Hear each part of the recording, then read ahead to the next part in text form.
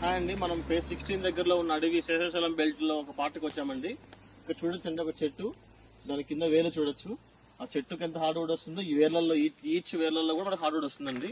ఇది చాలా ఎక్స్పెన్సివ్, దీంట్లో ఉండే హార్డ్వుడ్ చాలా ఎక్స్పెన్సివ్ అనమాట.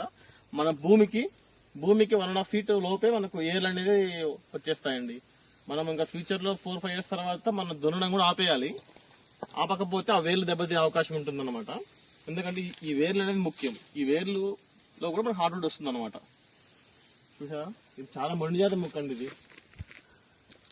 ఇది ఫారెస్ట్ లోది ఫేజ్ 16 దగ్గరలో ఉన్న అడవిలో ఉండే చెట్లు అండి.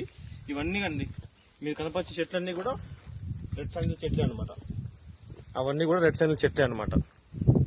ఇక్కడ మొత్తం ఫారెస్ట్ అంతా అది. ఇక్కడ వేర్లు చూసారా, ఇక్కడ వేర్లలో కింది భాగంలో కూడా వేర్లు ఆఖరికి మనకు స్టోన్లు కూడా వెళ్ళిపోతుందండి. ఇది దీనికి కావాల్సింది stone and rock, stone soil అనమాట మొత్తం.